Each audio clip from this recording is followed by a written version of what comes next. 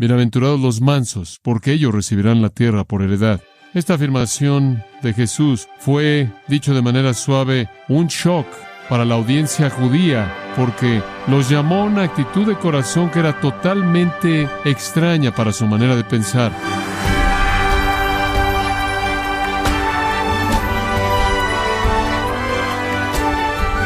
Le damos las gracias por acompañarnos a este su programa, Gracias a Vosotros, con el pastor John MacArthur.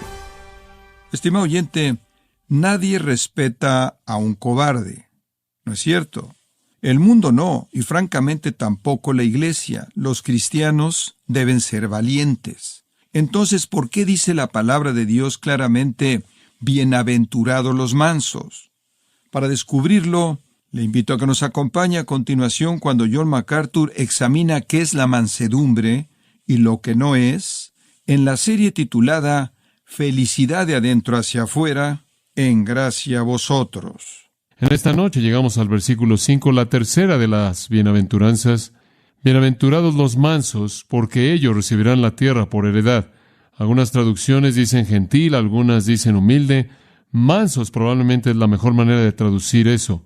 Bienaventurados los mansos, porque ellos recibirán la tierra por heredad. Esta afirmación de Jesús, como las primeras dos, bienaventurados los pobres en espíritu y bienaventurados los que lloran, fue, dicho de manera suave, un shock para la audiencia judía ese día en el monte en donde él habló, igualmente tan conmovedora como las otras bienaventuranzas, porque los llamó a una actitud de corazón que era totalmente extraña para su manera de pensar. Ya lo habían oído a él decir que un espíritu quebrantado y un corazón que lloraba eran necesarios para entrar al reino del Mesías, en lugar de la justicia personal y el orgullo espiritual.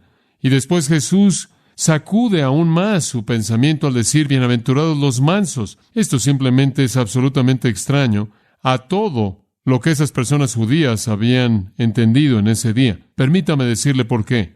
Poco más de medio siglo antes de que Jesús naciera, en el año 63 a.C., Pompeya había añadido a Palestina para Roma, de esta manera llevando a un fin la independencia judía. Usted recordará que esa independencia fue ganada a un gran costo en la Revolución Macabea, pero esa independencia que los judíos atesoraban tanto, esa libertad de ser quienes ellos querían ser, como su propia nación, fue perdida cuando ellos cayeron bajo el poder de Roma. A partir de ese momento y en adelante, Palestina le perteneció a los romanos.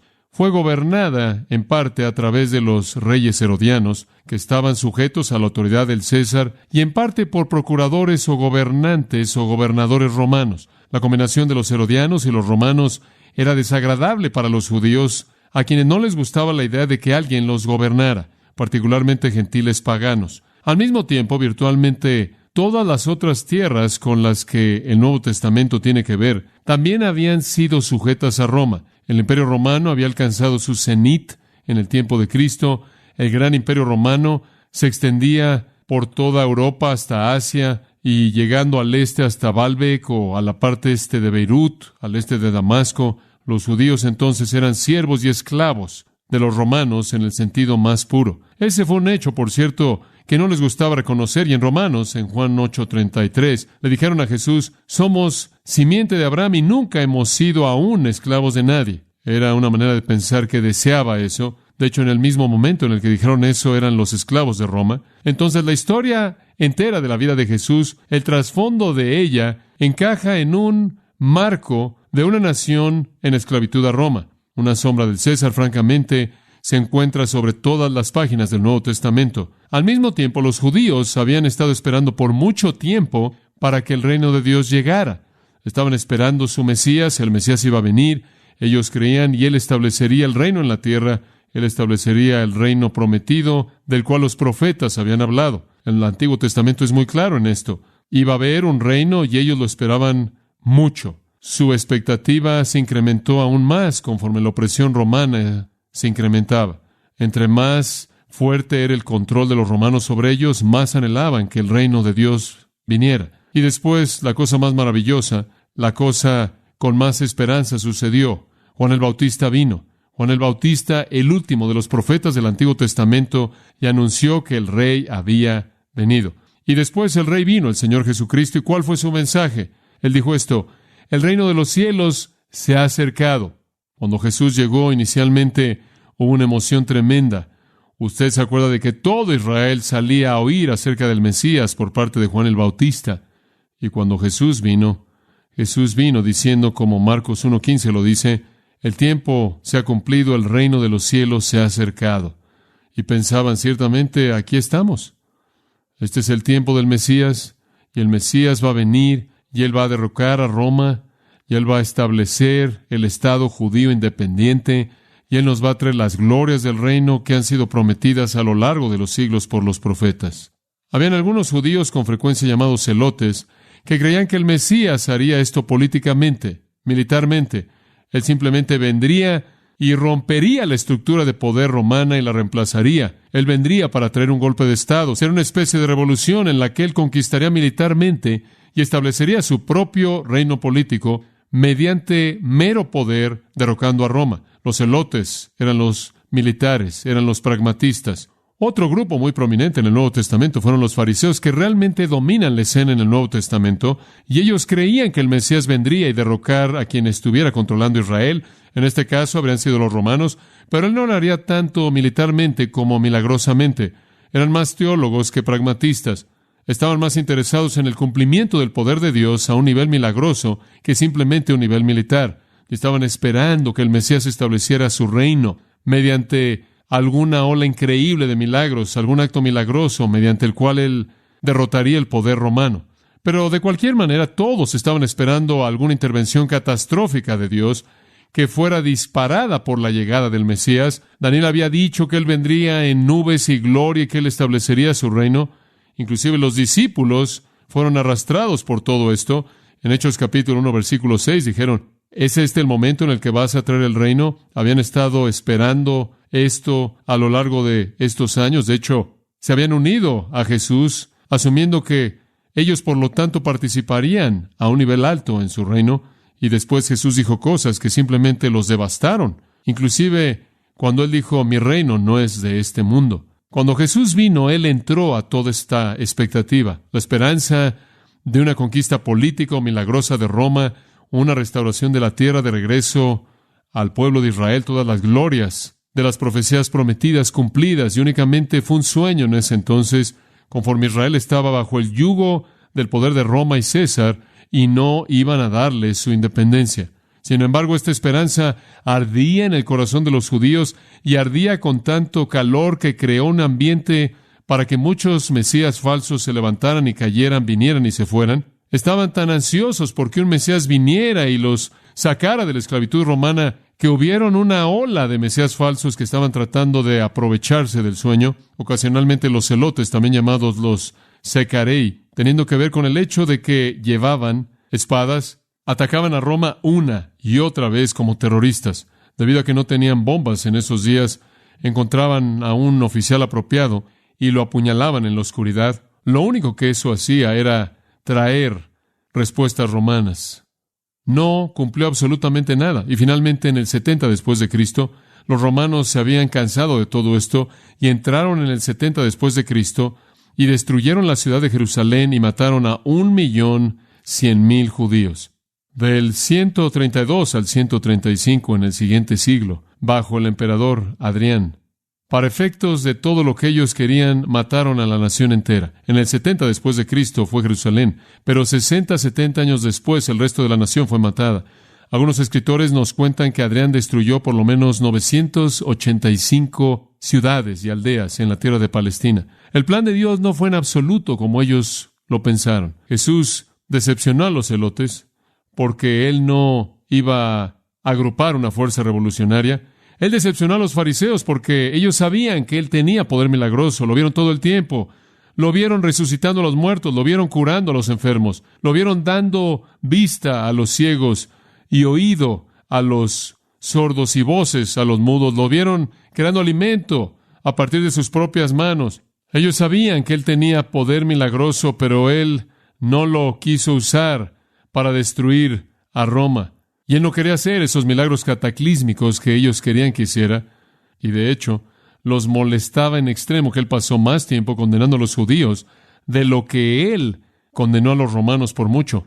De hecho, en todo el registro de su predicación, él tuvo poco que decir, si dijo algo, acerca de los romanos y mucho que decir acerca de los judíos. Finalmente, estaban tan molestos por Jesús que su molestia se convirtió en amargura, su amargura se convirtió en odio, y clamaron para deshacerse de él. Él fue una decepción tremenda, una decepción tan enorme, porque ellos sabían que él tenía poder espiritual, ellos sabían que él tenía poder milagroso, y él no estaba usándolo para cumplir los objetivos de ellos. Esa decepción se convirtió en odio, y eventualmente, debido a eso, lo ejecutaron. Y una vez que él fue ejecutado, él se volvió inclusive aún más intolerable. El nacionalismo judío nunca podía tolerar a un Mesías crucificado. Esa es la razón por la que Pablo en Romanos nos dice que la crucifixión de Cristo lo hizo para los judíos un tropezadero. Pero ellos deberían haber sabido que la dirección no iba a ser como ellos lo pensaban, y deberían haberlo sabido desde el principio mismo. Aquí en el versículo 5 todo realmente inició. Su decepción realmente comenzó aquí, cuando dijo, bienaventurados los mansos.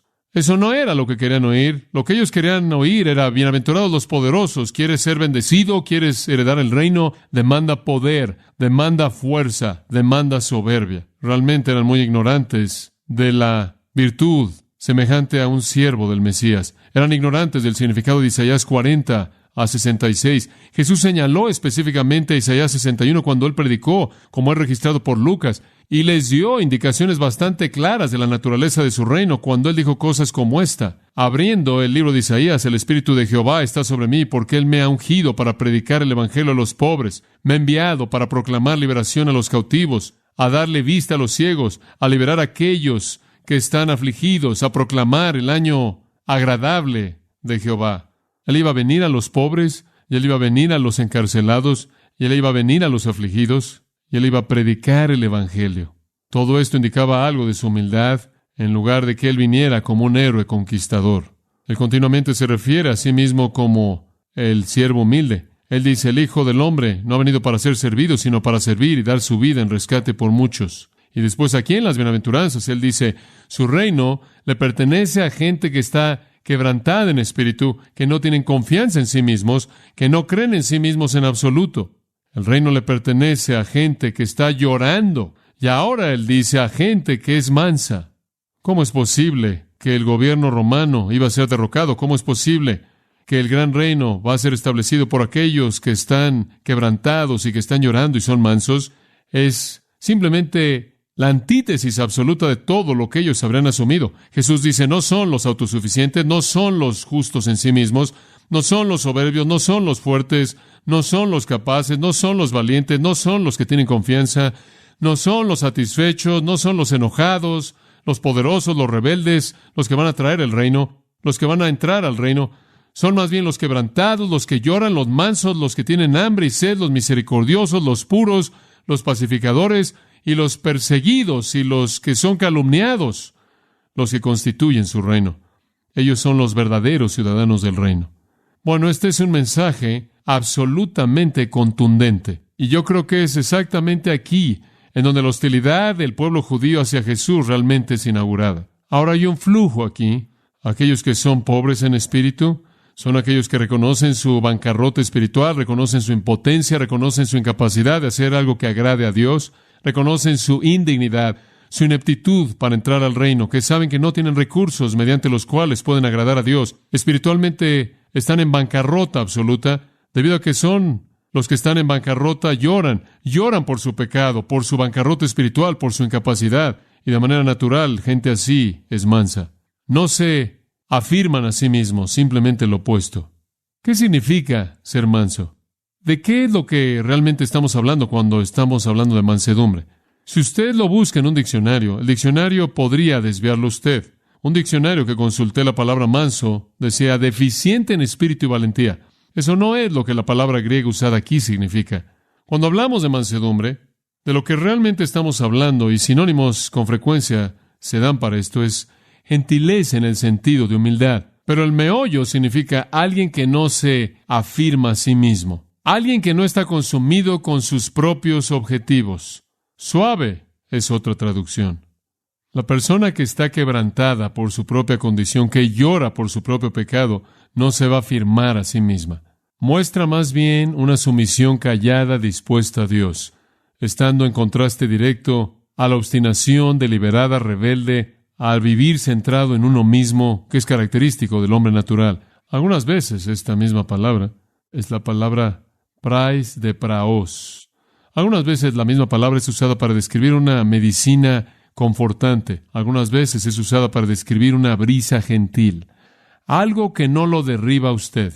Los granjeros usaban esta palabra para describir a un potro que había sido quebrantado y era dócil, gentil, había sido domado, cuya fortaleza y poder podía ser canalizada para bien. No es debilidad. No se quede con esa idea. No es debilidad, es poder bajo control. Es una persona que ha cedido el control a alguien más. Toda la fuerza está ahí, todo el poder está ahí. Simplemente no es afirmado de manera personal, en donde usted tiene un corazón quebrantado, en donde usted tiene un sentido de bancarrota espiritual, en donde usted tiene un lloro por la pecaminosidad de uno. Usted tiene sumisión, y la sumisión a Dios es mansedumbre.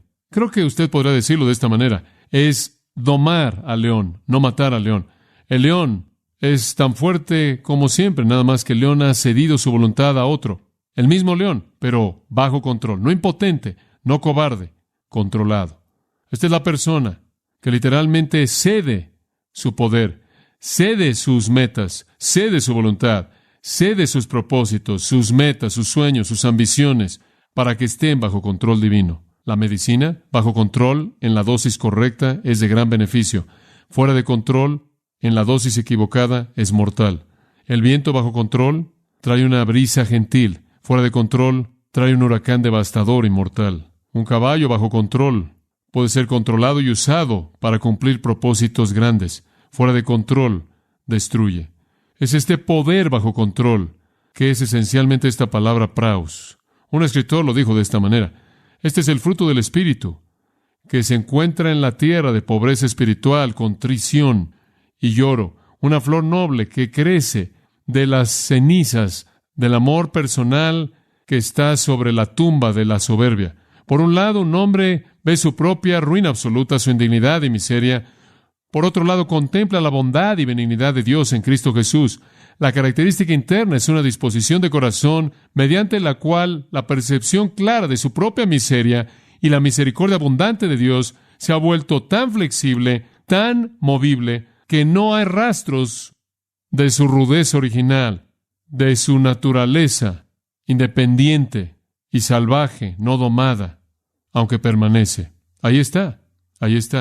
La persona mansa, en el lenguaje de Hebreos 10:34, ha aprendido a recibir de manera gozosa el robo de sus propias posesiones, sabiendo que él tiene una mejor posesión, inclusive una permanente. Él está dispuesto a entregar lo que sea y todo en este mundo, porque él sabe que Dios tiene un mejor plan y un mejor mundo. Esta es, en una palabra, una persona que ha muerto a sí misma. Nunca está contemplando las heridas recibidas, nunca contempla las ambiciones y sueños despedazados. No tiene amargura. No es una cualidad natural, por cierto, es un regalo de Dios. Este versículo, por cierto, realmente está arraigado en el Salmo 37. ¿Puedo llevarlo al Salmo 37 por un momento? Hay más que decirle a usted acerca de esta bienaventuranza en esta noche de lo que puedo decir, pero hay algunos pasajes que van a ayudar a explicarla. Salmo 37:3. Confía en Jehová y haz el bien, y habitarás en la tierra y te apacentarás de la verdad. Deleítate a sí mismo en Jehová y Él te concederá las peticiones de tu corazón. Encomienda a Jehová tu camino y confía en Él y Él hará. Exhibirá tu justicia como la luz y tu derecho como el mediodía. Guarda silencio ante Jehová y espera en Él. No te alteres con motivo del que prospera en su camino, por el hombre que hace maldades. Deja la ira y desecha el enojo. No te excites en manera alguna a hacer lo malo, porque los malignos serán destruidos, pero los que esperan en Jehová, ellos heredarán la tierra. Ahí está en el versículo 9, casi la afirmación idéntica. Espera en el Señor y heredarás la tierra. Jesús dijo, los mansos heredarán la tierra. La mansedumbre es esperar al Señor, eso es lo que es. Ahí en el versículo 11, los humildes heredarán la tierra. Regrese al versículo 4, confía en Jehová. Versículo 3, confía en Jehová. Versículo 4, deleítate en Jehová. Versículo 5, encomienda tu camino a Jehová. Versículo 7, descansa en Jehová. No te impacientes. Versículo 8, no te excites. Versículo 9, espera en Jehová. Todas esas son las actitudes de los mansos. Simplemente entregan todo para el propósito de Dios. Confían en Él, se deleitan en Él, encomiendan su camino a Él, descansan en Él, no se excitan por hacer lo malo, lo esperan. Eso es lo que significa ser manso, confiar, deleitarse, encomendar, descansar, cesar.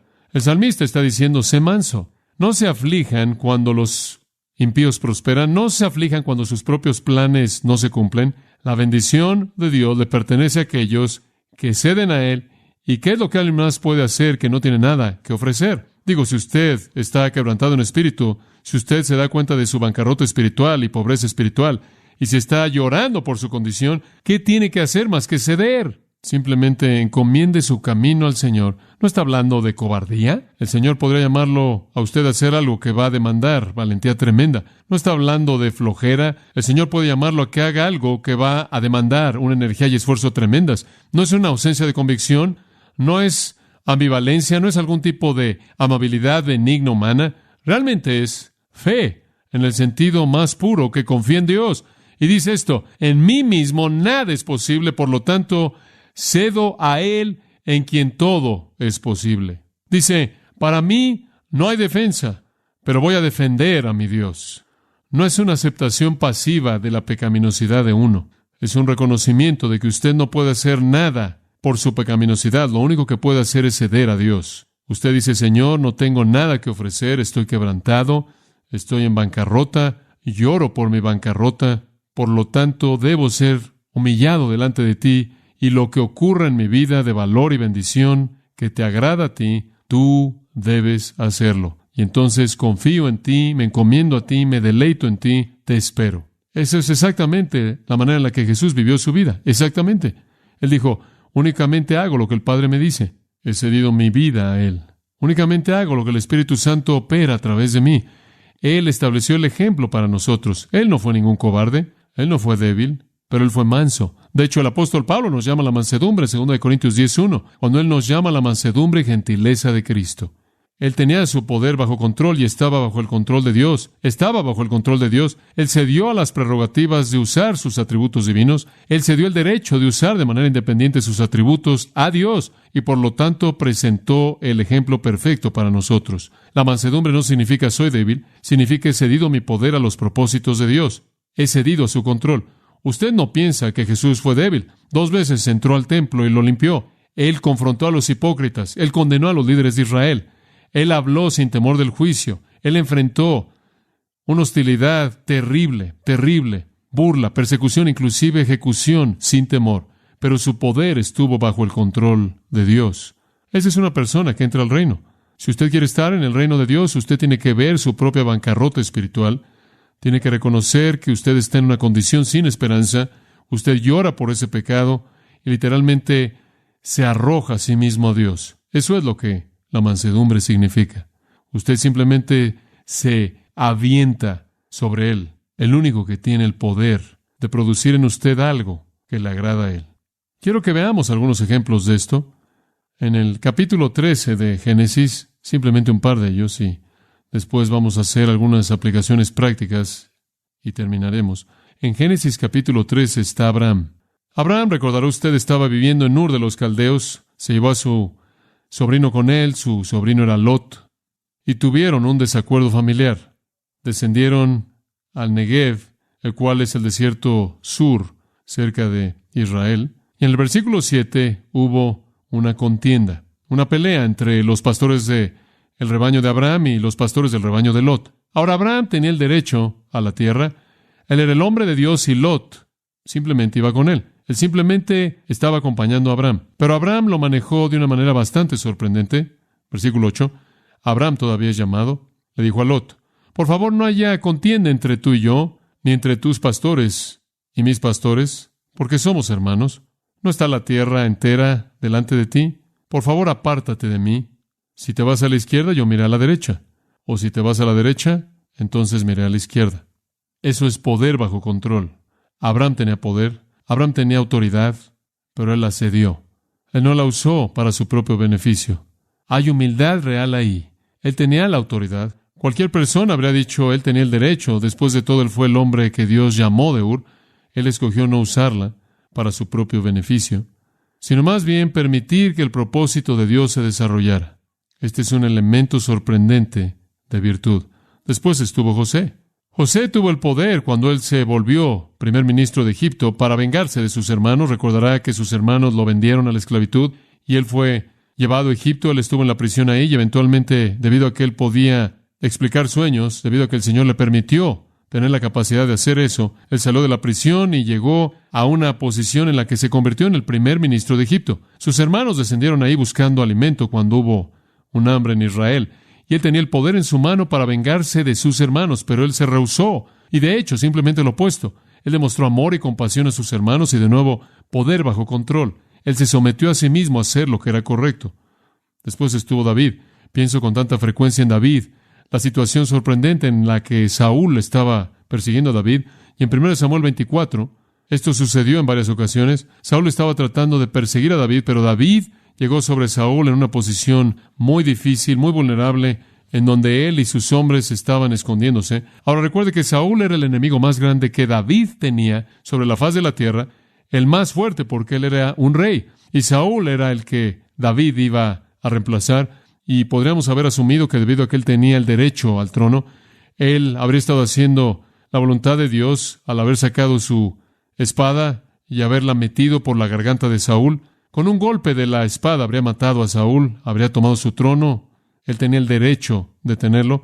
Y eso es exactamente lo que algunos de los hombres de David lo animaron a hacer, porque Saúl, después de todo, estaba tratando de matar a David. Él debió haber actuado mientras que podía. David no lo quiso hacer. Lo que hizo fue tomar su espada y cortar un pedazo de la túnica de Saúl. Él tenía el poder, él tenía el derecho, pero estaba bajo control. Yo creo que en todos estos casos, estos hombres estaban siguiendo la guía del Espíritu de Dios en su vida y cedieron a eso.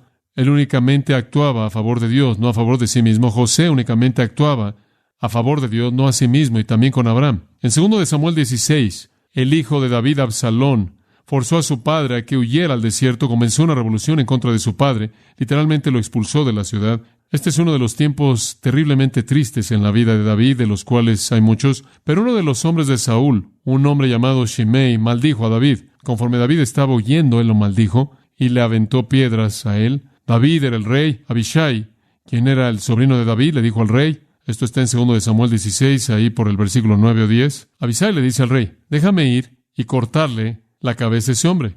David dijo, déjalo solo. David no quiso actuar en defensa propia. Abraham no actuó para su beneficio personal. José no buscó la venganza. Y David no actuó para su propia exaltación, inclusive en defensa propia. Él tuvo una actitud de confianza, de sumisión total a la voluntad y el poder de Dios. Y creo que en ese momento David sabía que él estaba realmente cosechando algunas de las consecuencias de sus fracasos al tratar con Absalón.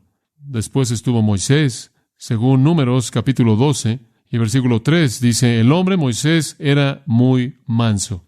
De hecho, dice, y esto es sorprendente, dice, Moisés era manso sobre todos los hombres que estaban sobre la faz de la tierra. Él era el hombre más manso en el mundo. Dice usted, encuentro eso muy difícil de creer. Si usted le pregunta a cualquier judío, simplemente en general, ¿quién es el líder más grande en la historia judía? ¿Quién le van a decir usted? Moisés. Moisés. Los dos más grandes líderes en la historia judía son Moisés y Charlton Heston. Moisés es el gran líder. Sin embargo, Dios dijo de él que él era el hombre más manso que jamás vivió. Ahora, ¿de qué estamos hablando aquí cuando estamos hablando de mansedumbre? Lo asociamos con una ausencia de temor. Lo asociamos con valentía y denuedo y poder. Lo vemos marchando ahí para ver a Faraón y diciéndole a Faraón, deja ir a mi pueblo. Y si no dejas ir a mi pueblo, algunos juicios serios van a caer. Él fue fuerte cuando mató a un egipto quien estaba maltratando a un hebreo. Lo mató ahí, en el lugar mismo. Él fue firme en sus convicciones. En Éxodo 5, Moisés, quien una vez había huido de Faraón en temor, regresó a estar de pie delante de Faraón en denuedo y decirle, deja ir a mi pueblo. Y entonces hacemos la pregunta, ¿cómo es que este hombre puede ser manso? Él parece ser todo menos manso. Bueno, su mansedumbre se manifiesta en lugares como Éxodo 3, versículo 9. Ahora aquí el clamor de los hijos de Israel ha llegado a mí. Dios dice, además he visto la opresión con la que los egipcios están oprimiéndolos. Por tanto, ven ahora y te enviaré a Faraón para que puedas traer a mi pueblo. Los hijos de Israel los saques de Egipto. Pero Moisés le dijo a Dios, ¿quién soy yo para que vaya Faraón y para que yo saque a los hijos de Israel de Egipto? Esa es su mansedumbre. Él no tenía confianza en quién. ¿En sí mismo? Ninguna. Ninguna. Él sabía que era absolutamente inepto. Éxodo capítulo 4, versículo 20, Moisés tomó a su esposa y a sus hijos y los subió a un asno y regresó a la tierra de Egipto. Moisés también tomó la vara de Dios en su mano, versículo 29. Moisés y Aarón fueron y congregaron a todos los ancianos de los hijos de Israel. Aarón habló todas las palabras que Jehová había hablado a Moisés. Él entonces hizo las señales ante la vista del pueblo. El pueblo creyó cuando oyeron que el Señor estaba preocupado por los hijos de Israel y que había visto su aflicción. Entonces se postraron y adoraron. Moisés regresó con fuerza. Él junto con Aarón tomaron el liderazgo. Mansedumbre es la ausencia de confianza en mí mismo, no ausencia de confianza en mi Dios. ¿Entiende usted la diferencia? Es cuando usted llega al lugar en el que usted sabe que solo Él lo puede hacer. Intentar, en manera alguna, representar a Dios por usted mismo es insensato si usted está confiando en sí mismo. Pablo tuvo la misma actitud. Filipenses 3:3, él dice, no puedo confiar en la carne. Filipenses 4:13, todo lo puedo en Cristo que me fortalece. Eso es mansedumbre. Eso es mansedumbre. Es una ausencia total y absoluta de confianza en uno mismo para cumplir cualquier cosa que sea eterna y una confianza total en Dios para lograrlo todo. En 2 de Crónicas hay un buen contraste de esto. Permítame leérselo. Es acerca de Uzías, el rey. Él fue rey durante 52 años en Jerusalén, mucho tiempo. Él salió y estuvo en guerra contra los filisteos y derribó el muro de Gat, esa es una ciudad filistea, y el muro de Jabne, otra, y el muro de Asdod, esas todas son ciudades filisteas que siguen la costa de Palestina. Él construyó ciudades en el área de Asdod y entre los filisteos. Dios le ayudó en contra de los filisteos y en contra de los árabes que vivían en Gurbal y los meunitas. Dios le ayudó, dice, los amonitas también dieron tributo a Uzías y su fama se extendió hasta la frontera de Egipto porque él se volvió muy fuerte. El hombre literalmente dominaba esa parte del mundo. Además, Uzías construyó torres en Jerusalén, en la puerta de la esquina, en la puerta del valle, en la esquina, y las fortaleció. Su posición después de que había ganado la guerra fue posicionarse a sí mismo con la postura fuerte en la Guerra Fría para que sus enemigos no lo atacaran, porque él estaba tan fortalecido. Él construyó torres en el desierto y él cavó muchas cisternas porque él tenía muchos rebaños. Esto es para proveer el recurso para el agua, para el rebaño. Tanto en la parte baja como en la planicie, él tenía hombres que araban la tierra y labradores y viñas en el campo y campos fértiles, porque él amaba la tierra. Este es un hombre sorprendente, un gran soldado, un gran agrónomo, un gran granjero. Uzías tuvo un ejército listo para la batalla, él era un constructor, él era un hombre militar, él entró en combate por divisiones según el número de lo que organizó. En otras palabras, él estaba muy bien organizado, él tenía todo preparado. El nombre total de las cabezas de las casas de guerreros valientes es 2,600. Bajo su dirección había un ejército élite de 307,500, una tercera parte de 1,000,000. No es sorprendente que nadie quería atacarlo. Podían pelear en la guerra con gran poder para ayudar al rey en contra del enemigo. Además, Uzías preparó para todo el ejército escudos, lanzas, cascos, armadura para el cuerpo, arcos y piedras para hondas. Y en Jerusalén él hizo máquinas de guerra inventados por hombres hábiles para que estuvieran sobre las torres y en las esquinas con el propósito de disparar flechas y grandes piedras. De esta manera su fama se esparció hasta lejos, porque él fue ayudado maravillosamente hasta que él fue fuerte. ¿Cómo llegó ahí, a donde llegó? Él fue ayudado maravillosamente. ¿Qué? ¿Ayudado por quién? Por Dios. Él fue ayudado por Dios, pero cuando se fortaleció, su corazón se ensoberbeció tanto que él actuó de manera corrupta, y él fue infiel a Jehová su Dios, porque entró en el templo de Jehová para ofrecer incienso sobre el altar de incienso. ¿Sabe usted lo que él hizo? Él salió de su función como rey y entró a la función sacerdotal y violó el estándar sacerdotal. Él pensó, soy un rey tan grande, creo que podría ser un buen sacerdote. Y Dios lo azotó con lepra y murió. Y hasta su muerte él tuvo que vivir en una casa separada por el contagio de su lepra. Literalmente él fue matado. Él durmió con sus padres, lo sepultaron con sus padres en el campo de la tumba que le pertenecía a los reyes porque dijeron, él es un leproso. Eso es exactamente lo opuesto. Un hombre que quería llevarse todo el crédito, hacerlo en su propia fuerza, hacerlo en su propio poder. Escuche, esos otros hombres, todos tuvieron un sentido de su pecaminosidad, todos tuvieron un sentido de su debilidad, todos tuvieron un sentido de su ineptitud, lloraron por su pecado, lloraron por su debilidad, tuvieron un sentido saludable de pecado y vergüenza y debilidad que los humilló delante de Dios y causó que ellos buscaran únicamente sus causas y defendieran únicamente su nombre y pelearan únicamente sus batallas y usaran únicamente sus armas. De hecho, causó que ellos hicieran lo que la siguiente bienaventuranza dice: tener hambre y sed de justicia, porque sabían que no tenían nada, sabían que no eran nada, y hallaron que el camino a hacer algo era el camino a Dios. ¿Cuál fue el resultado? Bienaventurados los mansos, porque ellos recibirán la tierra por heredad. En primer lugar, son bienaventurados, eso significa felices, gozo verdadero, gozo de salvación, el gozo de la vida eterna, el gozo que le pertenece a todos los que están en el reino, le pertenece a los mansos. Usted tiene que entender que los líderes judíos eran soberbios, autosuficientes, pensaban que eran buenos en sí mismos, creían que podían alcanzar el nivel de justicia que satisfacería a Dios. Eran lo opuesto de esto. No iban a heredar la tierra. ¿Qué significa heredar la tierra? Bueno, Israel se le había prometido la tierra desde Génesis 3 en adelante y estaban en ella ahí, pero realmente no la estaban controlando. Están ahí de nuevo en la actualidad, en cumplimiento parcial de la promesa de Dios, pero la gloria real de la herencia de esa tierra va a venir en la promesa del reino para ellos. Estaban esperando que el rey viniera y estableciera la gloria de su reino, pero la única manera de participar en ese reino era ser manso. La palabra heredarán es de un verbo griego que significa recibir una parte destinada. Kleronomeo significa recibir aquello que está designado para usted. Y si usted quiere un lugar designado en el reino del gran rey, el Señor Jesucristo, usted va a recibir una cuando entre a su reino quebrantado, llorando y manso, reconociendo su pecaminosidad, su bancarrota espiritual, llorando por ello, dependiendo de Dios para todo.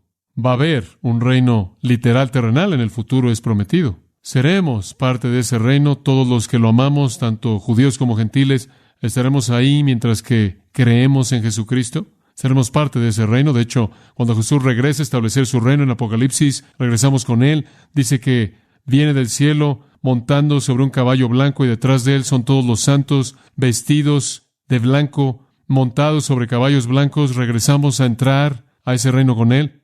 Y más allá de eso está el nuevo cielo y la nueva tierra, el reino eterno, pero le pertenece únicamente a aquellos que entran de esta manera. Simplemente resumiendo esto y dándole algunas cosas prácticas en qué pensar, la mansedumbre es mandada por Dios. Únicamente los mansos son salvos. Es correcto. Únicamente aquellos que no confían en sí mismos. Salmo 149:4. Únicamente los mansos son salvos. Únicamente los afligidos experimentan salvación. Santiago 4 dice que Dios da gracia a los humildes y rechaza a los soberbios. Es mandado por Dios ser manso. No solo es mandado por Dios ser manso, es necesario si usted va a recibir la palabra de Dios. ¿Se acuerda usted de lo que dice en Santiago 1, versículo 21? Desechando toda inmundicia y abundancia de malicia, recibid con mansedumbre la palabra, la cual puede salvar vuestras almas. Usted tiene que ser humilde para recibir el Evangelio. Usted no puede ser soberbio y pensar que es bueno por sí mismo. La mansedumbre glorifica a Dios, porque le da todo de regreso a Él. Confiesa incapacidad total y absoluta, de tal manera que lo que es logrado para bien y para la gloria de Dios es de Él. De hecho, en 1 Pedro 3:4 dice, un espíritu afable y apacible, afable o manso, es preciado, es de grande estima a los ojos de Dios. Es de grande estima a los ojos de Dios. Una última consideración. ¿Cómo sabe si usted es manso? Creo que usted puede saber. Simplemente podríamos comenzar de esta manera. Reconozco que no tengo capacidad de salvarme a mí mismo. Ahí es donde comienza la mansedumbre. Reconozco que fuera de la gracia de Dios, el poder de Dios, no puedo ser salvo, no puedo entrar al reino. Reconozco que no puedo hacer nada para ser salvo. Además, reconozco que como cristiano no puedo lograr nada en mi vida en mi propia fuerza carnal. Reconozco eso. Si lo reconozco, soy manso. No significa que usted se arrastra por todos lados y dice, ¡ay de mí! O está diciendo, no soy nada, no soy nada. Significa que usted entiende y reconoce su incapacidad de lograr algo al nivel espiritual y divino, y por lo tanto se somete a Dios por todo. Usted puede preguntarse esto, ¿respondo humildemente y en obediencia a la palabra? ¿Esa es una prueba de mansedumbre? Otra es, estoy enojado cuando Dios es deshonrado en lugar de que cuando yo soy deshonrado.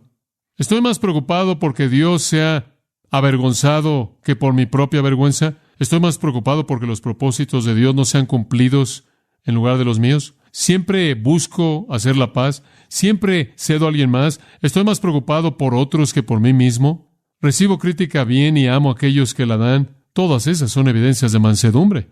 Y si veo esas en mi vida, entonces Dios en su gracia poderosa y poder me ha llevado a un lugar de mansedumbre y Él me ha bendecido al llevarme a su reino y hacerme un heredero de todo lo que su reino involucra en esta tierra y en la gloria venidera. Un pensamiento final. La mansedumbre, en una palabra, es haber acabado conmigo mismo para bien. Eso es todo. Ahí está. La afirmación que nuestro Señor hace en el versículo 5, bienaventurados los mansos, porque ellos recibirán la tierra por heredad, es una afirmación conmovedora para la audiencia que lo oyeron decirlo. De hecho, las tres bienaventuranzas, como son conocidas, son conmovedoras. Las primeras dos fueron conmovedoras para la audiencia que se sentó ahí en el monte el día que Jesús habló. Jesús llamó a cosas absolutamente extrañas para su manera de pensar. Sabían cómo ser orgullosos espiritualmente. Sabían cómo ser autosuficientes. Sabían cómo jugar la función piadosa. Sabían de la religión. Realmente eran buenos con la forma. Pensaban que era el grupo de los elegidos. Pensaban que podían sobrevivir en su propia fortaleza y su propia sabiduría y su propia fortaleza y sus propios recursos. Y esperaban que el Mesías, cuando llegara, les dijera: estoy aquí para felicitarlos por su gran religiosidad. Estoy aquí para felicitarlos por su espiritualidad tan maravillosa. Estoy aquí para decirles que Dios ha visto desde el cielo y Él está muy contento con ustedes. De hecho, podemos entrar al reino y muy poco cambio se necesita. Pero nuestro Señor abrió su ministerio a ellos y dijo esto en el versículo 3, bienaventurados los pobres en espíritu, porque de ellos es el reino de los cielos. No aquellos que creen que son justos, sino aquellos que saben que son pecadores. Bienaventurados los que lloran, porque recibirán consolación. No aquellos que están felices consigo mismos, sino aquellos que están tristes por sí mismos. Bienaventurados los mansos, porque ellos recibirán la tierra por heredad. No aquellos que son orgullosos, sino aquellos que son humildes. Ellos no entendieron esto. Esto no es lo que esperaban. Dependían en su espiritualidad, en su orgullo. Y Jesús lo derribó todo. La primera vez que habló, Él quería un espíritu quebrantado. Él quería un corazón que llorara. Él quería una humildad. Eso era necesario para entrar a su reino. No justicia personal, nada de orgullo espiritual. Y cuando Jesús dijo, bienaventurados los mansos, si hubo alguna persona que no había quedado sin haber sido sacudida, esto debió haber terminado con ellos. Bienaventurados los mansos. Digo, eso sería sorprendente para nuestra sociedad, porque no somos diferentes de ellos. Pensamos que la victoria y el botín son para los fuertes, ¿verdad? Ve por eso. Aprovéchalo todo. Saca lo más que puedas, macho. ¡Qué sacudida para su pensamiento! Permítame explicarle la escena. Poco más de medio siglo antes de que Jesús naciera, en el 63 a.C., Pompeyo había incluido a Palestina para Roma, y de esta manera la independencia judía llegó a su fin. Y por cierto, esa independencia había sido adquirida en una revolución que derramó sangre, llamada la Revolución Macabea. Y habían peleado para liberarse de Grecia. Y no había pasado mucho tiempo después de que conocieron esa libertad hasta que fueron llevados bajo el yugo del poder imperial de Roma. A partir de ahí, del 63 a.C. en adelante, la tierra era gobernada en parte mediante reyes herodianos. Los herodianos eran una familia, es como un apellido. Eran una familia de reyes designados por César. Y además de los reyes herodianos, Él le dio al pueblo de Palestina reyes porque querían reyes, pero además de eso, les dio procuradores o gobernadores, el más famoso de los cuales para nosotros es Pilato. Y entonces, a lo largo de todo este tiempo, estaban bajo el dominio romano y estaban estos reyes títeres y la familia herodiana y estos procuradores o gobernadores. Al mismo tiempo, virtualmente el resto de la tierra con la cual el Nuevo Testamento se relaciona, también estuvo bajo sujeción a Roma. Y este fue un día opresivo, triste para el pueblo judío. Ellos literalmente despreciaban esta opresión romana. De hecho, para ser honesto con usted, ni siquiera lo admitían. Cuando Jesús estaba hablándoles en Juan 8, hablándole a los líderes judíos, es sorprendente porque les dijo, Conoceréis la verdad y la verdad os hará libres. Y ellos respondieron, somos simiente de Abraham y nunca estamos en esclavitud a hombre alguno. Una afirmación bastante torpe. Ellos ni siquiera admitían que eran esclavos de Roma. Nunca hemos sido esclavos de nadie, dijeron. Ni siquiera lo reconocieron. Eran orgullosos. Menospreciaban el yugo romano. La historia entera, entonces, de Jesús se encuentra dentro del marco de una nación en esclavitud a Roma. La sombra de César literalmente se encuentra por todo el Nuevo Testamento. Y usted ve a César en cada página. Y al mismo tiempo, escuche esto, hubo un movimiento en los corazones de los judíos por creer que el Mesías estaba por venir. Habían algunas personas que no querían experimentar la muerte hasta que Él viniera. ¿Se acuerda usted de Simeón y Ana? Había el sentimiento de que algo estaba por suceder. El Mesías estaba por venir. El reino de Dios sería establecido. Y el Antiguo Testamento era claro en esto. Y existía este sentimiento de que iba a suceder. Y después este individuo llamado Jesucristo llegó en la escena y abrió su boca en Marcos capítulo 1. Y observe lo que Marcos nos dice que dijo. Marcos 1:14. Después de que Juan fue encarcelado, Jesús vino a Galilea predicando el evangelio del reino de Dios y diciendo, escuche, el tiempo se ha cumplido y el reino de Dios se ha acercado. Arrepentíos y creed en el evangelio de las buenas nuevas. Y hombres se emocionaron. Ellos habían conocido este dominio romano y esta opresión romana, y ahora de pronto venía un obrador de milagros.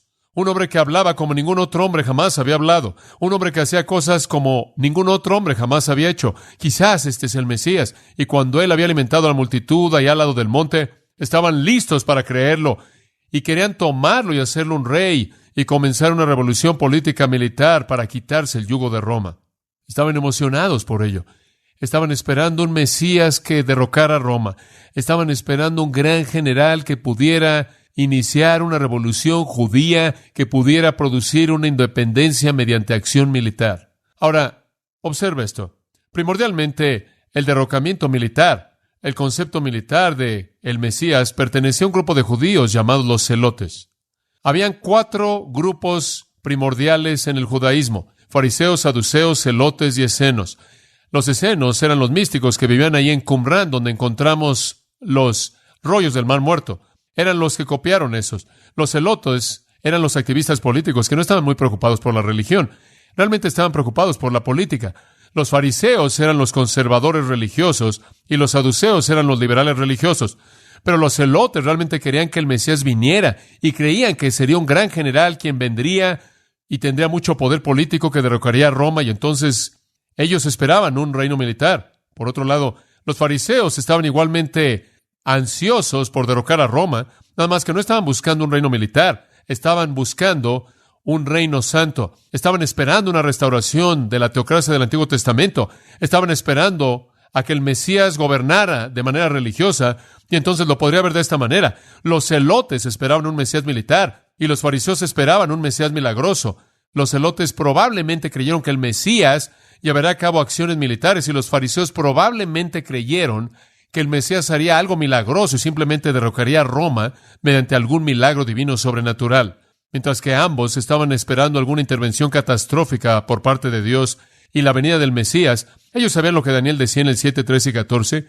Ellos sabían que el Mesías vendría en las nubes y gran gloria, y no sabían cómo sucedería, pero cada uno tenía sus propias ideas. Inclusive los apóstoles, los 2 apóstoles, lo esperaban. En Hechos 1:6 dijeron, Señor, ¿acaso en este tiempo restaurarás el reino de Israel? ¿Cuándo lo vas a hacer? ¿Cuándo vamos a ver lo milagroso o lo militar? Pero este no fue el propósito de Jesús. Y esta es la razón por la que en Juan capítulo 18, cuando Jesús estaba hablando con Pilato, y Pilato estaba tratando de entender qué tipo de rey era, que no tiene un reino, qué tipo de rey no tiene un trono, qué tipo de rey no tiene una corona, y entonces le estaba hablando a Jesús acerca de que si era rey o no. Y él le dijo, ¿eres rey? Y él dijo, mi reino no es de este mundo. ¿Tú no entiendes qué tipo de rey soy? No busco operar de manera militar. Y ni siquiera estoy a punto de dar un golpe de estado milagroso y derrocar a Roma. Ese no es mi propósito. Él dijo, si quisiera, él podría haber llamado a legiones de ángeles, legiones de ellos, miles de ellos. Y por cierto, si un ángel puede matar a 185,000 asirios de una vez, una legión de ángeles podría matar a cualquiera. Entonces, como puede ver, la esperanza de la restauración política religiosa no era nada más que un sueño. Israel estaba bajo el poder de Roma y César no les permitió independencia alguna. Y sin embargo, en sus corazones esta esperanza ardía y ardía y ardía que un Mesías vendría. Francamente, la esperanza ardía tanto en sus corazones que produjo un montón de mesías falsos como urticaria en un cuerpo. Estaban por todos lados. Mesías falsos por montones. Los celotes, esperando lo que necesitaba ser hecho, simplemente dirían, bueno, no podemos esperar al Mesías. Y junto con los sicarios, quienes eran los asesinos en sus rangos, estaban listos para derrocar a Roma.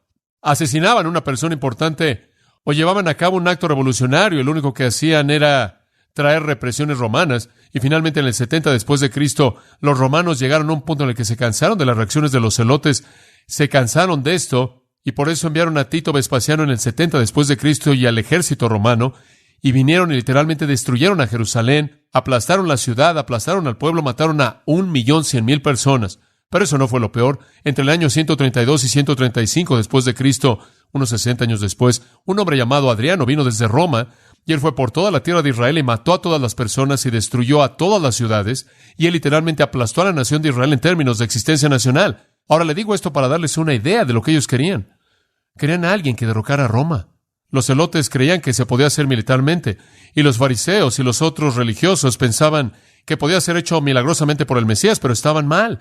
Como puede ver, estaban mal. Jesús no vino con eso en mente. Antes de que jamás pudiera haber una independencia judía, tenía que haber una salvación judía, y eso tenía que venir primero, y estaban a punto de rendirse en ese punto. Entonces el plan de Dios no era lo que pensaban. Y cuando Jesús comenzó a hablar, como habló en el Sermón del Monte, puede imaginar la reacción de ellos. Esperaban que el Mesías viniera a aplastar a todos. Esperaban que el Mesías viniera y con una espada de pronto aplastar al enemigo. Y aquí viene y dice, felices los pobres en espíritu, felices los que lloran, felices los mansos. Y ellos se están diciendo a sí mismos, ¿qué tipo de Mesías es este? ¿Qué tipo de multitud quiere recolectar? ¿Quién quiere una multitud de cobardes? ¿Una multitud de gente mansa? Nunca enfrentarán a Roma. Y entonces desanimó a los activistas políticos porque él no estuvo dispuesto a llevar a cabo una revolución, y decepcionó a los religiosos porque él solo curó a la gente. Él no destruyó a Roma con milagros cataclísmicos. Él no lo hizo. Y esa es la razón por la que, como puede ver, cuando finalmente vieron a Jesús capturados por los romanos, cuando finalmente vieron a Jesús allá arriba, y lo vieron allá al lado de Barrabás, y vieron a esta persona patética a quien Pilato había golpeado y azotado, y con una corona de espinas en su cabeza, y no había belleza en él para que lo desearan, y no había nada en él que fuera atractivo. Lea Isaías 53. No había forma o algo deseable en él. Lo vieron y dijeron, olvídalo, ese no es el Mesías que queremos. Y entonces dijeron, crucificadle, crucificadle. Queremos a Barrabás, queremos a Barrabás. Él se acerca más a un tipo de Mesías que este hombre, y lo odiaron por eso. Y realmente lo odiaron porque los decepcionó. Lo odiaron porque no satisfizo las expectativas de ellos.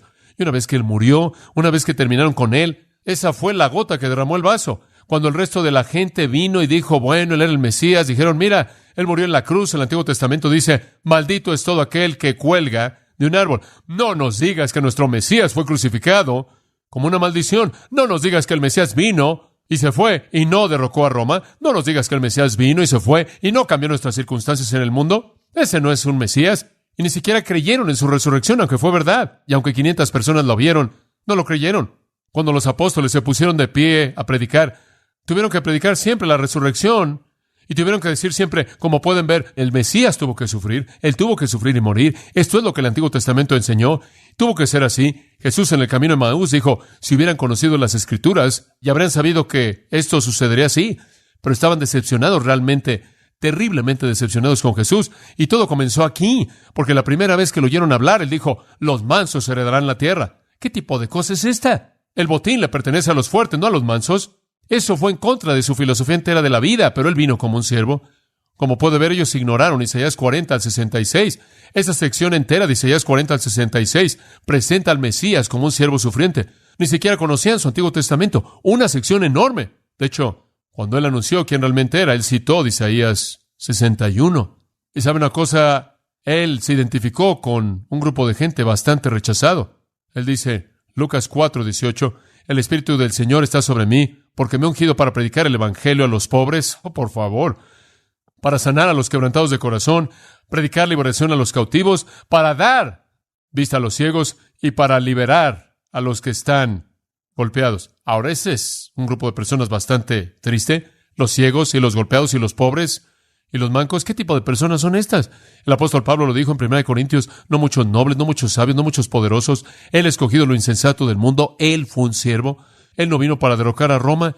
Él vino a lavar los pies de discípulos no amorosos. Su vida entera fue una ilustración de humildad y servicio. Él dijo, el Hijo del Hombre no vino para ser servido, sino para servir y para dar su vida en rescate por muchos. Ellos no lo entendieron. Ni siquiera supieron para qué vino. Humildad, negación personal, abnegación. Ahora esto prepara el escenario para lo que él dijo en este sermón. Y lo que él dijo aquí es esto. Ahora escuche. Él dijo, no son los autosuficientes, no son los que se creen santos, no son los orgullosos o los fuertes o los arrogantes y los que tienen confianza en sí mismos y los satisfechos, no son los religiosos los que entran en mi reino, son solo los quebrantados y los que lloran y los mansos y los hambrientos y los sedientos y los misericordiosos y los puros y los pacificadores y los perseguidos y los que son calumniados, los que nunca se vengan. Ellos son los ciudadanos de mi reino. Y hombre, los mató con esto. No lo podían creer. Este no podría ser el Mesías. Los verdaderos ciudadanos del reino, dijo él, son de este tipo. ¡Qué mensaje tan revolucionario! Olvidamos eso. Hombre, ¿cómo lo olvidamos? Pensamos que Dios necesita superestrellas. Pensamos que Dios necesita a los más poderosos. Nunca ha sido así, nunca. Los ricos y los famosos, nunca ha sido así. Nuestro Señor vino y simplemente puso el dedo donde estaban lastimados. Él dijo, mira, ¿quieren estar en mi reino? Los que están en mi reino son los que están en bancarrota espiritual, versículo 3. Los que lloran, versículo 4. Los mansos, versículo 5. Ahora hablemos de esto. Mansos. Es diferente de estar quebrantado en espíritu. Permítame enseñarle cómo. La palabra de raíz es la misma idea. Palabra diferente, misma idea. Pero permítame mostrarle. De hecho, en algunos lugares en la Biblia estas dos palabras podrían ser usadas de manera intercambiable. Pero hay una distinción hermosa que se hace aquí. Ahora observe. Quebrantado en espíritu se centra en mi pecaminosidad. Muy bien, versículo 3. Quebrantado en espíritu se centra en mi pecaminosidad. Mansos se centra en la santidad de Dios. Dos lados de lo mismo. Quebrantado en espíritu porque soy un pecador y manso porque Dios es tan santo por comparación. Dos lados de lo mismo. Véalo de otra manera. Quebrantado en espíritu es negativo y resulta en lloro. Mansedumbre es positivo y resulta en buscar la justicia. ¿Se da cuenta? Es simplemente el otro lado de esto. Esa es la belleza de la secuencia. Hay una progresión aquí. En primer lugar está este quebrantamiento, este sentido tremendo de pecaminosidad y es negativo y resulta en lloro. Y después de pronto comienza a ver el otro lado de esto. Comienza a ver un Dios santo. Y eso es mansedumbre. Y después comienza a tener hambre por su santidad. ¿Ve la secuencia? El flujo. Felicidad, Jesús dice. Felicidad. Bienaventuranza. ¡Oh! Eso es para personas así, como estas. Personas que son, escuche, realistas acerca de su pecado. Quienes se arrepienten por su pecado. Quienes responden a Dios. Y los no bienaventurados y los infelices y los que quedan fuera del reino son los arrogantes, los autosuficientes, los que creen que son muy buenos, los no arrepentidos, los duros de cerviz, orgullosos. Hombre, esto fue devastador. Como puede ver, los celotes estaban diciendo, queremos un Mesías militar, queremos un reino militar. Los fariseos estaban diciendo, queremos un Mesías milagroso, queremos un reino milagroso. Por cierto, los saduceos estaban diciendo, queremos uno materialista. Ellos eran los materialistas. Supongo que los escenos estaban por ahí en la esquina diciendo, queremos uno monástico. Pero Jesús dijo, les voy a dar uno manso. El reino no va a ser materialismo, no va a ser monasticismo, no va a ser militarismo, y no va a ser simplemente milagros espectaculares, va a ser para los mansos. Y sabe una cosa, nuestro mundo todavía tiene problemas con eso. Nuestro mundo asocia la felicidad y el éxito con la fortaleza y la confianza y la certeza y la supervivencia del más fuerte y la conquista y el poder. Ese no fue el camino de Jesús. Su reino es para personas que son mansas. En Efesios 4, recuerda lo que estudiamos ahí. Vamos a ver muchos paralelos con eso en esta noche. Efesios 4:1. Yo pues, preso del Señor, os ruego que andéis como es digno de la vocación con que fuisteis llamados. ¿Cómo ando, Pablo? Con toda humildad y mansedumbre. Ahí está. El reino de Dios es para los mansos. Tito 3:2. No hablad mal de nadie. No sean peloneros, sean gentiles, mostrando toda mansedumbre para con todos los hombres. Bastante simple. Sea manso con todo mundo. Colosenses capítulo 3, versículo 12. Vestíos pues como escogidos de Dios, santos y amados, de entrañable misericordia, benignidad, humildad, mansedumbre. Como puede ver una y otra vez en la Biblia dice que el pueblo en el reino de Dios eran mansos. Y por cierto, eso no es nada nuevo. El estándar de Dios siempre ha sido igual. Usted regresa al Antiguo Testamento, es lo mismo. Usted ve mansedumbre allá atrás como el estándar de Dios. Creo que es el Salmo 22, versículo 26. Escuche. Los mansos comerán y estarán satisfechos. Alabarán a Jehová los que le buscan. Su corazón vivirá para siempre. La vida eterna, como puede ver, le pertenece a los mansos. A los mansos, no a los orgullosos. Salmo 25:9. A los mansos él guiará en justicia. Escucha esto. Y a los mansos enseñará su camino. Dios se identifica con los mansos. Al final de los salmos, en el Salmo 147, versículo 6, Jehová levanta al manso. Como puede ver, Dios siempre se ha identificado con eso. Es una prioridad con él. Este es su tipo de personas. Isaías 29:19. Los mansos también aumentarán su gozo en Jehová. Como puede ver, salvación y enseñanza y bendición y gozo para los mansos. Muy bien. Le he enfatizado que Jesús vino y predicó que su reino iba a estar ocupado por personas caracterizadas por la mansedumbre. Ahora, quiero hacer 5 preguntas en esta noche y ver si son respondidas de manera adecuada para ayudarnos a entender lo que esto significa. Pregunta número 1. ¿Qué significa la mansedumbre? ¿Qué significa ser manso? ¿Qué es la mansedumbre? Y tenemos que responder eso. Si las únicas personas felices son personas mansas y queremos ser felices, más vale que sepamos qué es la mansedumbre. ¿Qué es? Bueno, observen el versículo 5, que sigue otras cosas, pobreza en espíritu y lloro. Entonces, lo que sea la mansedumbre, sigue a esas dos cosas. La mansedumbre sale de esos corazones que están quebrantados en espíritu y que lloran. El diccionario tiene algo interesante. Busqué mansedumbre en el diccionario y dice, deficiente en valentía. ¿Bienaventurados los cobardes? Eso está mal. Esa no es la definición de la Biblia de mansedumbre. La mansedumbre no es eso. Observe. Los mansos viene de una palabra griega. La raíz es praus y significa básicamente, aquí está la raíz, gentil y suave. Gentil y suave. Entonces la idea es una persona que es gentil, tierna de corazón, alguien que es paciente, alguien que es simplemente sumiso y demás. Ahora, ese es el concepto de raíz. Suave, gentil, paciente, amable, callado, dispuesto, sumiso. Permítame ilustrarlo a partir de algunos de sus usos. Con frecuencia era usada como una palabra para describir una medicina suave que confortaba. Otras veces se usaba para describir una brisa gentil y otras veces se usaba para describir a un potro que había sido quebrantado y había sido domesticado y podía ser usado para propósitos buenos. Entonces era algo que era gentil o algo que era muy confortante. Además, se dice que fue característico de Jesús. En 2 Corintios 10:1 habla de la mansedumbre de Cristo. La mansedumbre de Cristo. En Mateo 21, versículo 5, habla de la mansedumbre de Cristo. Dice, he aquí viene a ti el rey manso, sentado sobre un asno. Cuando Jesús vino a la ciudad, como puede ver, Él no vino conquistando y a conquistar. Él vino montado sobre un asno. Digo, eso realmente fue transporte de clase baja. Él fue manso. Además, permítame decirle algo acerca de esto. Es una gentileza y una suavidad de una persona, escuche esto, que no es debilidad, es poder bajo control. Escuche esa definición. Compartimos eso con ustedes en nuestro estudio de Efesios. Es poder bajo control. Muy bien, poder bajo control. Es un resultado de vaciarse uno mismo, de humillación personal. Es un quebrantamiento delante de Dios. Es el domar al león. ¿Se acuerda cuando le dije eso? No el matar al león. Es poder bajo control. Es Efesios 4:26. Está bien estar enojados, pero no pequen. En otras palabras, que sea un enojo justo, un enojo controlado para los propósitos de Dios. No se enoje porque usted ha sido ofendido. Esté enojado porque Dios ha sido ofendido, ¿verdad? Es enojo por la razón correcta en el momento correcto.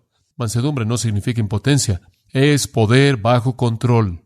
Y si usted examina Proverbios, capítulo 25, versículo 28, dice, el que no domina su espíritu es como una ciudad que está quebrantada, sin muros. Eso es poder fuera de control. Usted tiene poder, pero no hay nada que lo contenga. Es como una ciudad destruida. Por otro lado, Proverbios 16:32 dice, el que es tardo para la ira es mejor que los poderosos, y el que gobierna o domina su espíritu que el que toma una ciudad. En otras palabras, gobernar el espíritu es mansedumbre. Estar fuera de control es la falta de mansedumbre. Es poder bajo control. Tomémoslo a partir de el punto de vista del uso de los griegos de esto. Le dije que lo usaban para hablar de una medicina confortante. La medicina bajo control es útil, fuera de control mata. Solían usarla para hablar de un animal que había sido quebrantado y era útil. Un caballo no quebrantado destruye. Un caballo quebrantado es útil. Lo usaban para hablar de una brisa gentil. Una brisa gentil refresca y conforta. Un huracán mata, fuera de control. Poder bajo control es mansedumbre. Un escritor lo dijo de manera hermosa. Esto es lo que dijo. La mansedumbre es el fruto del Espíritu y está enlistado en Gálatas 5. La mansedumbre es un fruto del Espíritu, el cual se encuentra en la tierra de la pobreza espiritual, contrición y lloro. Es una flor noble que crece a partir de las cenizas del amor personal en la tumba del orgullo. Por otro lado, el hombre que ve su propia ruina, su indignidad y miseria. Por otro lado, él contempla la bondad y la benignidad de Dios y Cristo Jesús. La característica interna es una disposición de corazón, la cual, mediante la percepción aguda de su propia miseria y la misericordia abundante de Dios, se ha vuelto tan gentil, flexible, dócil, que no quedan rastros de su aspereza original, de su naturaleza salvaje. Fin de la cita. Es lo opuesto de violencia y lo opuesto de la venganza. El hombre manso ha aprendido, como Hebreos 10:34, él ha aprendido a recibir con gozo el que le roben sus posesiones, sabiendo que él tiene una mejor posesión, inclusive una permanente con Dios. La persona mansa ha muerto a sí mismo. Ahora, se va a cristalizar para usted en un minuto. La persona mansa ha muerto a sí mismo. Él nunca se preocupa por sus heridas. Él no se amarga. ¿Se acuerda lo que le dije que dijo Juan Bunyan? El que ya está abajo no puede caer. No hay nada que perder. Una persona mansa nunca se defiende a sí misma porque él sabe que no merece nada. Él nunca se enoja por lo que se le hace porque no merece nada. Mansedumbre. Esto es lo que Cristo dijo que caracteriza a la gente en su reino. No se están defendiendo a sí mismas, no están corriendo por todos lados tratando de buscar lo que merecen. Saben que no tienen nada, ya están quebrantados en espíritu por el pecado, ya están llorando y lamentándose por la consecuencia de su pecado. Y en humildad están delante de un Dios santo y no tienen nada que ofrecerle. Poder bajo control. Confían en Dios, se deleitan en Él y Dios promete darles la tierra. No es cobardía, no es debilidad, no es una falta de convicción, no es tan solo amabilidad humana. La mansedumbre dice, en mí mismo nada es posible, pero en Dios todo es posible. La mansedumbre dice, para mí yo no ofrezco defensa, por Dios yo entregaré mi vida, por Dios moriré. No es una aceptación pasiva de pecado, sino que es un enojo bajo control, es indignación santa. Ilustración. Porque para esto fuisteis llamados, porque Cristo también sufrió por nosotros, dejándonos ejemplo para que sigáis sus pisadas. Ahora aquí está la verdadera mansedumbre. Él no pecó, ni se halló engaño en su boca. Ahora comience ahí. Él no hizo nada malo. Entonces, de lo que alguien lo haya acusado fue una acusación falsa. Entonces, por cualquier cosa que lo castigaron estuvo mal. Cuando lo abusaron estaban fuera de lugar. Cuando lo calumniaron estaban mal. Cuando se burlaron de él fue una mentira, porque él nunca hizo nada malo. Él nunca pecó, él nunca engañó, él nunca hizo nada mal. Y aunque él nunca mereció ninguna crítica, cuando vino, en el versículo 23, cuando le maldecía, no respondía con maldición. Y cuando sufrió, no amenazaba, sino que encomendaba la causa al que juzga justamente. Deténgase ahí. Eso es mansedumbre. Jesús nunca se defendió a sí mismo, nunca. Pero cuando profanaron el templo de su padre, él hizo un látigo y comenzó a golpearlos, ¿no es cierto? La mansedumbre dice, nunca me defenderé a mí mismo, pero moriré defendiendo a Dios. Eso es mansedumbre. Nunca me defenderé a mí mismo, yo moriré defendiendo a Dios. 2 veces limpió Jesús el templo. Él denunció a los hipócritas, condenó a los líderes falsos de Israel. Él pronunció, sin temor alguno, sobre ellos un juicio divino sobre la gente, y sin embargo la Biblia dice que fue manso. La mansedumbre no es impotencia, la mansedumbre es poder usado únicamente en la defensa de Dios, nunca en la defensa de mí mismo. Él nunca lo usó para sí mismo. Él podrá haber llamado a legiones de ángeles, pero no lo hizo, porque él nunca hizo nada para defenderse a sí mismo. Él podría haber tenido 12 legiones de ángeles. ¿Qué significa ser manso? ¿Qué es lo que significa este concepto? Significa poder bajo control. Usted se ve a sí mismo y usted está quebrantado en espíritu porque ve su pecado y llora por su pecado y sabe que no merece nada y entonces no hay nada que defender. Pero usted ve la santidad de Dios y usted ve la santidad de Dios y usted morirá defendiendo su nombre santo. ¿Se da cuenta? Hombre, este es un shock para esos judíos. Esto despedazó a estos judíos. Esos judíos pasaron todo el tiempo defendiendo su propia santidad y eran hipócritas. Nunca entraron en su reino porque no conocieron el significado de la mansedumbre. Su poder estaba fuera de control. Estaban destrozando a toda persona que los ofendía. Eso no es mansedumbre. Segunda pregunta. ¿Cómo se manifiesta a sí misma la mansedumbre? Podemos entenderlo mejor si podemos verla en acción, así que permítame darle algunas ilustraciones. Algunas de ellas compartimos con usted en la serie de Efesios, entonces únicamente voy a repasarlas. Ahora escuche. ¿Cómo funciona la mansedumbre? Para que tenga una idea de dónde está usted. En primer lugar, permítame pedirle que me acompañe a Génesis 13. De regreso a Génesis, una historia fabulosa, fabulosa. Este es Abraham. Me encanta esta historia. Abraham estaba viviendo en Ur de los Caldeos. Ur era una ciudad secular, y Dios le dijo a Abraham, Abraham, tú eres mi hombre. Abraham, levántate, salte de esta ciudad, ve una tierra que te voy a mostrar. Y en el capítulo 12, Dios le dio a Abraham este pacto fabuloso. Dios le dijo, te voy a dar un pacto que no vas a creerlo. Vas a tener simiente como las estrellas de los cielos y la arena del mar. Abraham, te voy a dar una tierra. Abraham, te voy a dar un pacto como ningún pacto jamás se ha dado. Eres mi hombre, Abraham. De tus lomos va a venir una nación. El pacto abrámico fabuloso. Abraham fue el hombre escogido por Dios. Abraham tuvo un sobrino con él. El nombre de su sobrino fue Lot. Observa el versículo 7.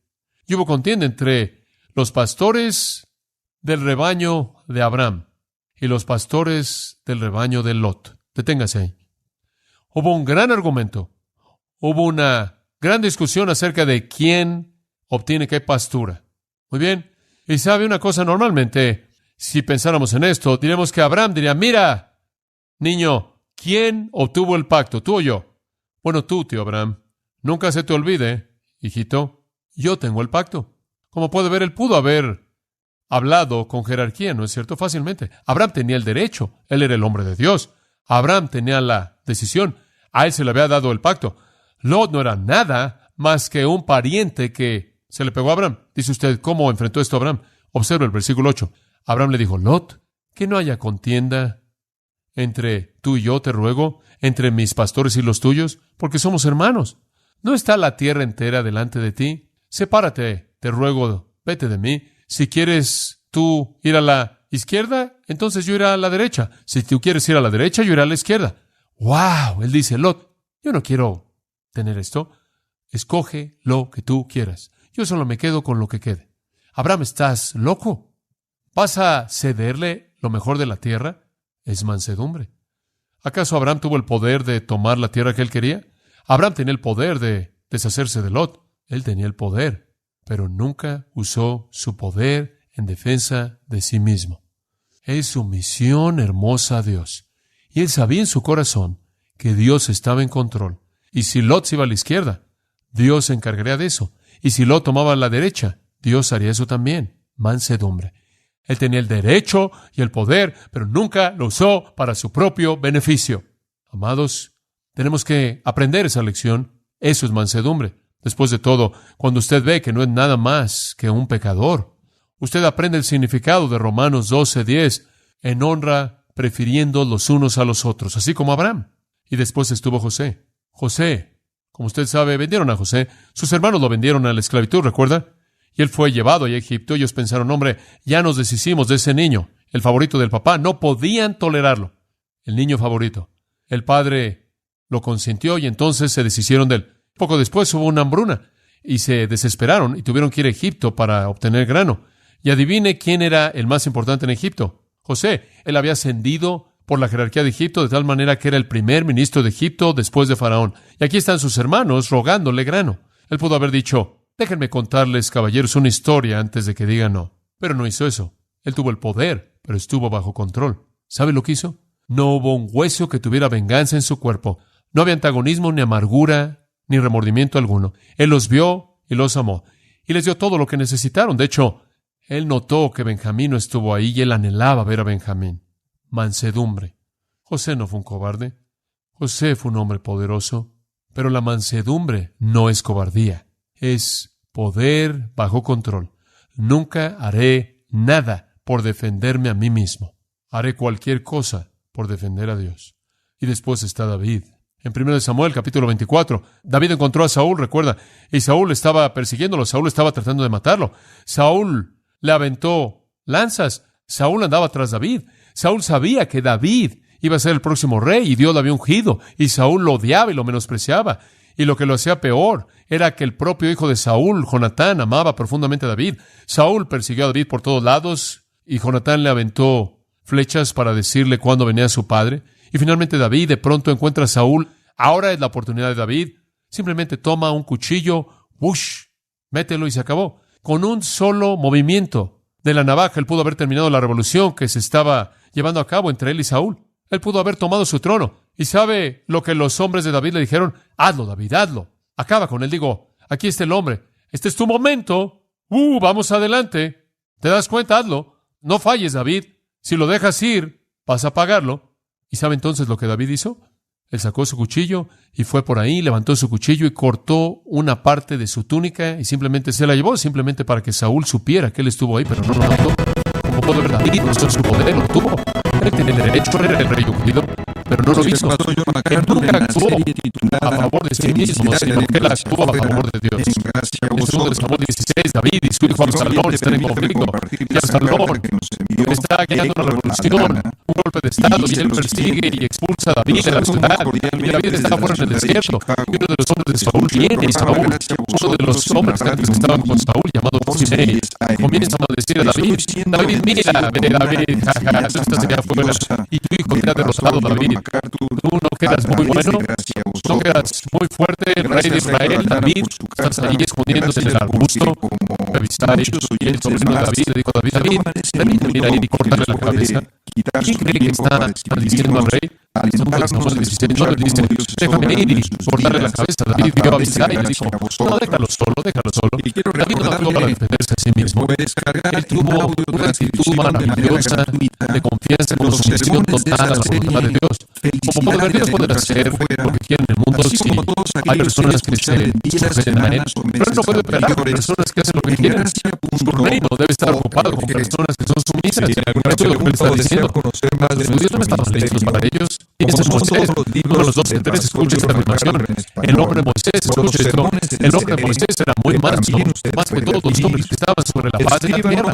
Uno de los 2 y 3 dice que Moisés fue el hombre más manso sobre la faz de la tierra. ¿Dice usted manso? ¿Fue manso? Hombre.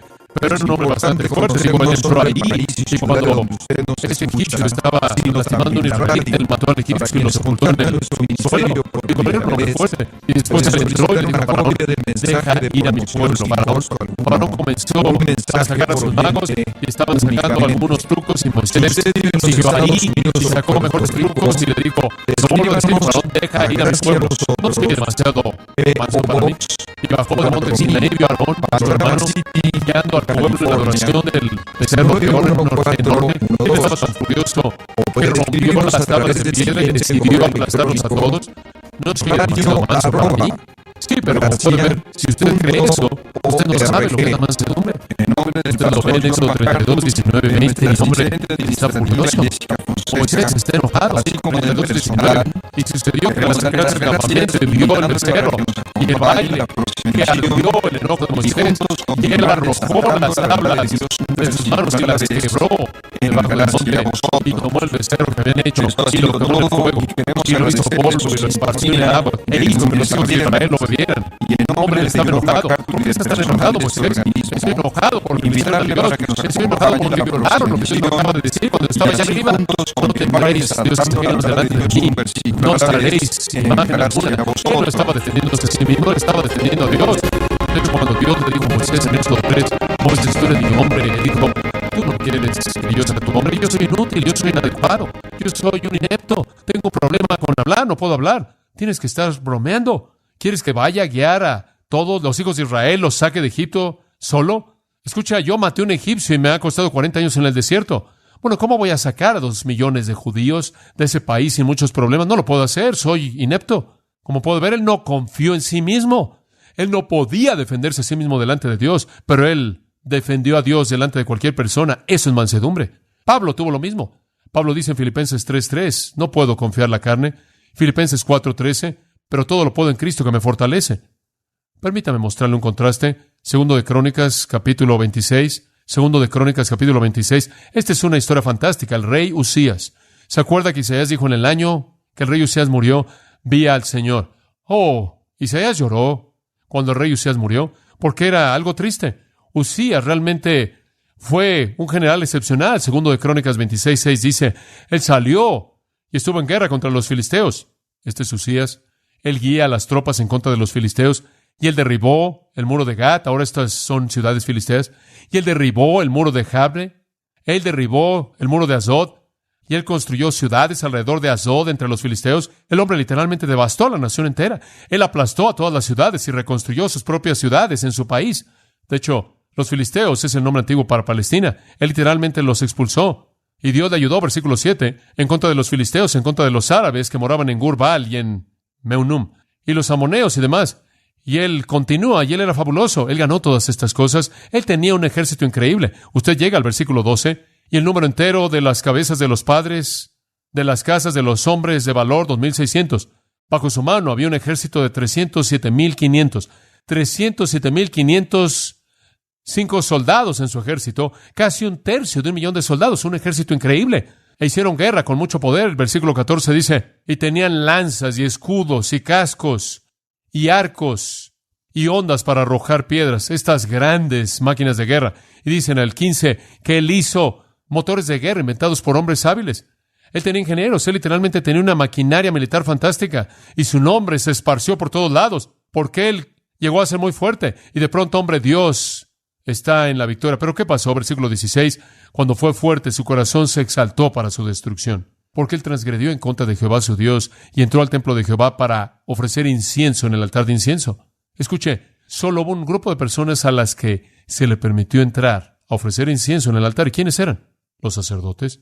Pero a Usías se le ocurrió la idea de que él era tan grande, y que él era tan invencible, y que él era tan superior, que estaba por encima de los sacerdotes. Y él dijo, ¿qué tengo que ver con un sacerdote humilde? Véanme, yo he conquistado mi mundo. Y él entró ahí y él comenzó a hacer lo que él quiso en el área religiosa, y él estaba tan ocupado exaltándose a sí mismo que él profanó a Dios. ¿Y sabe lo que pasó? Le voy a decir lo que pasó. Nos dice en el versículo 21, y Usías el rey fue un leproso hasta el día de su muerte, y vivió en una casa separada, apartada, siendo un leproso. Cuando un hombre busca ser orgulloso, él inevitablemente va a violar a Dios al defenderse a sí mismo. Cuando un hombre es manso, él va a defender a Dios porque él no necesita defenderse a sí mismo. Mansedumbre. ¿Quién fue el ejemplo más grande de todos? Jesucristo. De regreso a Mateo 5:5. Tercera pregunta. Y vamos a apurarnos para concluir. ¿Cuál es el resultado? ¿Cuál es el resultado de la mansedumbre? Bueno, en primer lugar dice, bienaventurados los mansos. ¿Quieres ser feliz? Eso es lo que significa. Y no quiero decir felicidad en el sentido del tipo de felicidad del mundo circunstancial. Quiero decir bienaventuranza, felicidad en la terminología de Dios, un gozo verdadero permanente. Y lo que él está diciendo aquí son felices los mansos, felices. Lo segundo que resulta, esto es maravilloso, recibirán la tierra por heredad. Y sabe una cosa, usted puede hablar por todos lados. Digo, podemos pasar horas simplemente hablando de lo que esa frase significa. Recibirán la tierra por heredad. Como puede ver, originalmente Dios le había prometido a Israel la tierra, pero aún más allá de eso, Dios le había prometido al hombre la tierra, ¿verdad? ¿No es cierto? ¿No le dio dominio sobre la tierra? Los peces del mar, las aves de los cielos y los animales. Como puede ver, Dios le dio al hombre dominio sobre la tierra entera. Y lo que él está diciendo es que cuando usted se convierte en un creyente y usted es manso, usted entra al reino y usted entra a esa herencia original. Es paraíso recuperado. Y amados, en últimas, ¿acaso no ganaremos la tierra? En últimas, ¿no vamos a reinar sobre la tierra entera con el Señor Jesucristo en el gran reino venidero? Sí. Y lo que él está diciendo aquí es esto: la gente en el reino que heredará la tierra, y los únicos que entran a mi reino son los mansos, no los orgullosos, los que están quebrantados por su pecado, no los que creen que no tienen pecado, los que están llorando por el hecho de que están perdidos, no los que están riéndose por el hecho de que supuestamente están bien. Como puede ver allá atrás en Isaías, y antes de eso en Génesis, Dios les prometió la tierra, y realmente nunca la obtuvieron, nunca recibieron la tierra. Siempre hubo una posesión parcial, inclusive en la actualidad es una posesión parcial. No tienen toda la tierra. Se da cuenta de que la promesa original de la tierra a Abraham se extiende hasta el río Éufrates, y ni siquiera se acercan a eso. Difícilmente pueden cruzar el Jordán al lado oeste. No tienen eso. Hay un sentido en el que esta es una promesa que no se ha cumplido. Isaías capítulo 57, Isaías capítulo 60 dice que va a venir un día cuando el Mesías venga y les va a dar toda esa tierra y la tierra entera también. Pero ¿sabe lo que esos judíos pensaban? Hombre, el reino milenario le pertenece a los fuertes, los orgullosos, los desafiantes, aquellos que no aceptan esta opresión. Jesús dijo, no. Como pueden ver, la tierra le pertenecerá a los mansos. Y dice usted, ¿cómo es que los mansos van a recibir la tierra? ¿Cómo es que van a lograrlo? Bueno, el punto, como puede ver, es que los mansos simplemente van al reino de Cristo y Él lo hace. Y quiero añadir esto. El pronombre enfático está aquí de nuevo, como en las otras. Y esto es muy útil. Dice en el griego, bienaventurados los mansos. Ahora escucha esto. Porque solo ellos recibirán la tierra por heredad. La gente orgullosa no va a recibir eso. Como puede ver, ¿se acuerda de lo que Jesús dijo? Os digo que si no os volvéis como un niño, no entraréis al reino. A menos de que usted se humille a sí mismo y se vuelva como un niño pequeño, no puede entrar al reino. La gente orgullosa no viene al reino. Si usted tiene orgullo, es muy posible que usted no esté en el reino, si eso domina su vida. La palabra heredad, hermosa palabra, kleronomeo, significa recibir una porción designada. Dios la prometió, Dios lo estableció en el Salmo 37. Por cierto, esta bienaventuranza es casi una cita directa del Salmo 37:11. Y en el Salmo 37, como puede ver, hubo una promesa muy definida de la tierra. Y los justos entre los judíos estaban diciendo, bueno, ¿por qué toda la gente mala prospera? ¿Y por qué todo el resto de estas personas prosperan? ¿Y por qué estamos recibiendo lo sucio de todo? Y usted se acuerda cómo el salmista lo dijo, no se preocupen por eso, simplemente encomienda tu camino a Jehová, confía en Él, deleítate en Él y Él te dará los deseos de tu corazón, descansa en Él. Recuerda ese gran pasaje, el Salmo 37, simplemente mantén tu perspectiva hacia el Señor, no se preocupe por lo que está pasando a su alrededor, no te preocupes por cómo los impíos aparentemente prosperan. Simplemente confía y encomienda y deleítate y descansa en el Señor. Y el día va a venir cuando el Señor te va a dar el reino. Tú simplemente espera ahí. Y el día va a venir, Salmo 37 dice, cuando Dios va a venir en juicio contra la maldad. Así que no trates de determinar esas cosas por ti mismo. Jehová, dice en el Salmo 37:13, se reirá porque ve su día venir. Y puede verse como si estuviera al revés en este momento, pero Él dice, esas personas, esos malhechores, van a ser cortados como el pasto. Y van a perecer como la hierba verde. Pero tú simplemente confía en el Señor, deleítate en Jehová, encomienda tu camino a Jehová y descansa en el Señor. Y después me encanta esto, porque los malhechores serán cortados, pero aquellos que esperan en Jehová heredarán la tierra. No te preocupes. Este mundo puede pertenecerle a los impíos y a la maldad en la actualidad, pero algún día nos pertenecerá a nosotros. Algún día nos pertenecerá a nosotros. Dice usted, John, ¿esto es solo futuro? Bueno, en un sentido es futuro. Es un verbo de tiempo futuro.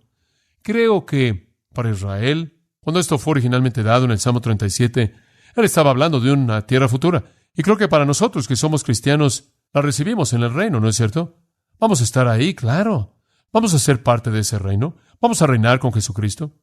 En 1 Corintios 3, versículo 21 dice, por tanto, ninguno se jacte en los hombres porque todas las cosas son vuestras. Me encanta esto. Sea Pablo o Apolos o Cefas o el mundo o la vida o la muerte o cosas presentes o venideras, todas son vuestras y vosotros sois de Cristo y Cristo es de Dios. Todo es de usted. El reino es de usted, el futuro y el presente. Allí en el capítulo 6 Él dice, van a juzgar al mundo. En el reino literalmente van a juzgar al mundo. Van a juzgar a los ángeles. Viene un día cuando el cristiano va a participar con Israel en el reino y eso es futuro. Pero hay un tiempo presente aquí. Todas las cosas son nuestras ahora. ¿Sabe una cosa? Es algo así como el reino ya es nuestro, nada más que realmente no lo hemos poseído, pero es nuestro. Y solo estoy esperando el día cuando se vuelva totalmente mío. Salmo 149 dice, porque Jehová se agrada en su pueblo. Él hermoseará a los mansos con salvación. ¿Qué significa eso? Un día, Él ejecutará venganza en contra de las naciones.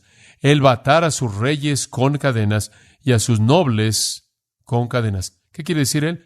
Uno de estos días va a reunir a los impíos y les va a quitar todo eso y nos lo va a dar a nosotros. Los nuevos cielos y la nueva tierra. Pero, ¿puedo añadir un comentario? Los mansos heredarán la tierra, es un futuro, pero creo que hay un presente. No sé usted, pero el hecho de que sé que un día poseeré la tierra me da un sentido de posesión. Ahora, ¿es verdad? ¿Se acuerda del himno hermoso? El cielo arriba, el azul más suave, la tierra alrededor, con un verde más dulce. Algo vive en todo tono de color que los ojos en Cristo nunca han visto. Aves con canciones más hermosas, flores con belleza más profunda brillan. Desde que sé que ahora yo sé que soy de Él y que Él es mío. El mundo como lo conozco ahora, el mundo como lo veo ahora, cobra vida con significado porque es mío. Está esperando el reino. George MacDonald escribió algunos pensamientos hermosos. Esto es lo que él dijo. No podemos ver el mundo como Dios quiere que lo veamos en el futuro. Nuestras almas están seguras y se caracterizan por la mansedumbre. En mansedumbre únicamente somos sus herederos. La mansedumbre únicamente hace que la retina espiritual sea pura para recibir las cosas de Dios como son, mezclando con ellas ni la imperfección ni la impureza. Fin de la cita. Bueno, eso es hermoso. Como puede ver, es ese hecho de que estamos en su reino que nos ayuda a verlo diferente. No podremos verlo como el mundo lo ve fuera de Cristo. Así que la tierra es nuestra ahora y para siempre. Finalmente dice usted, John, ¿por qué es esto necesario? ¿Por qué es la mansedumbre necesaria? Le tengo que decir esto. Es necesaria porque solo los mansos pueden ser salvos. Eso es primero. Solo los mansos pueden ser salvos. Salmo 149:4. A los mansos se le hermosará con salvación. No hay mansedumbre, no hay salvación. Escúcheme. Si usted no viene a Dios con un espíritu quebrantado, llorando por su pecado y en humildad delante de su santidad, no puede ser salvo. Esa es la razón por la que es importante. Además, es mandado. Dios dice, busque la mansedumbre. Busca la mansedumbre. ¿Quiere saber algo más? ¿Sabe por qué un cristiano necesita ser manso? Ni siquiera puede recibir usted la palabra de Dios a menos de que sea manso. Santiago 1:21 dice, recibid la palabra implantada ¿con qué? Con mansedumbre. Si usted no es manso, usted no tiene un espíritu humilde, usted ni siquiera escucha la palabra de Dios, ni siquiera puede recibirla. ¿Sabe una cosa? Necesitamos mansedumbre porque usted no puede ser salvo sin ella, porque es mandado por Dios, porque usted no puede recibir la palabra de Dios sin ella. Y le voy a dar otra razón. Necesita mansedumbre porque usted no puede dar testimonio sin ella. Dice usted, ¿qué quieres decir? Usted no puede dar testimonio de manera eficaz desde un punto de vista de orgullo. Esa es la razón por la que Pedro dice, dad a todo hombre respuesta de la razón de la esperanza que hay en vosotros con mansedumbre. 1 Pedro 3:15. Le voy a decir otra cosa. Usted no solo debe ser manso porque es mandado por Dios, es necesario para salvación, es necesario para recibir la palabra de Dios y es necesario para darla a otras personas. Pero usted necesita ser manso porque la mansedumbre únicamente le da gloria a Dios. Pedro al escribir en 1 Pedro 3:4 dice, si quieren glorificar a Dios, no se preocupen por su exterior, sino que adornen su interior con mansedumbre, o adornen su interior con mansedumbre. ¿Qué significa? Poder bajo control. ¿Cómo se manifiesta? En todas las vicisitudes de la vida, usted nunca busca defenderse a sí mismo, sino solo a Dios. ¿Cuáles son sus resultados? Bienaventuranza y la herencia del reino. ¿Por qué es necesaria? Es la única manera de ser salvo. Es mandado por Dios. Es necesaria para recibir su palabra. Es necesaria para dar su palabra. Y es la razón misma para existir, glorificar a Dios. Finalmente, dice usted, John, ¿cómo sé si soy manso? Quiero ser manso. ¿Hay alguna manera en la que puedo examinar mi corazón? Permítame cerrar con esto. Escuche ahora. Voy a hacerle estas preguntas. ¿Quiere saber si usted es manso? Responde estas preguntas. Número 1. ¿Experimento dominio propio? ¿Solo me enojo? ¿Solo reacciono? ¿Solo me vengo cuando Dios es deshonrado? En segundo lugar, ¿siempre respondo humildemente y en obediencia a la palabra? Porque si soy manso, lo haré. Recibiré la palabra con mansedumbre. Pregúntese, ¿experimento dominio propio? ¿Solo me enojo cuando Dios es deshonrado? En segundo lugar, ¿respondo humildemente y en obediencia a la palabra? En tercer lugar, ¿siempre hago la paz? ¿Soy un pacificador? Porque como puede ver, eso es mansedumbre. La mansedumbre perdona y restaura y hace la paz. Esa es la razón por la que en Efesios 4 dice que debemos caracterizarnos por toda humildad y mansedumbre, esforzándonos por mantener la unidad del Espíritu en el vínculo de la paz. Solo la gente mansa produce unidad. Solo la gente mansa busca la paz. O soy el tipo de persona que agita. Número 4. ¿Recibo la crítica bien y amo a la gente que la da? La mansedumbre sí. ¿Recibo la crítica bien y amo a la gente que la da? 2 Timoteo 2:25 dice, en mansedumbre, enseñando a aquellos que se oponen.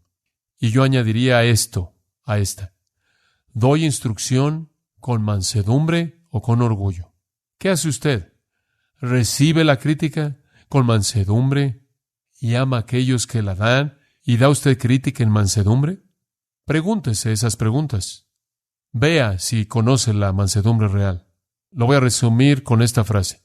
La mansedumbre significa haber terminado conmigo para siempre. Oremos.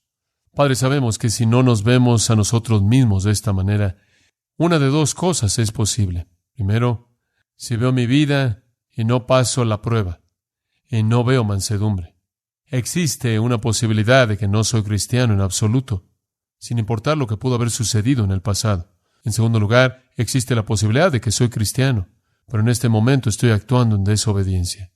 Señor, ayuda a toda persona aquí a ver esto. En donde no hay mansedumbre, podría haber un alma camino al infierno, o podría haber un creyente camino a la disciplina. De cualquier manera, Señor, sabemos que no quieres que sea así. Mientras que sus cabezas están inclinadas, permítame decirle esto. Dice usted, John, quiero aprender a ser manso. ¿Qué hago? Bueno, permítame darle dos cosas. ¿Realmente quiere ser manso? ¿Realmente quiere experimentar eso en su vida? Lo primero es esto. Jesús dijo, venid a mí, todos los que estáis trabajados y cargados, y yo os daré descanso. Tomad mi yugo sobre vosotros y aprended de mí, que soy manso y humilde de corazón.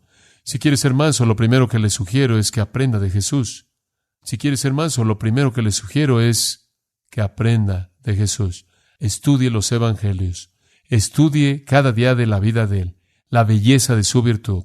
Aprenda de la mansedumbre de Jesús. En segundo lugar, Gálatas 5 dice que el fruto del Espíritu es mansedumbre, que el Espíritu de Dios controle su vida. Si usted aprende de Cristo y usted se somete al Espíritu, usted conocerá la mansedumbre. Padre, oramos porque en cada uno de nuestros corazones enfrentemos con esto conforme el Espíritu nos convence.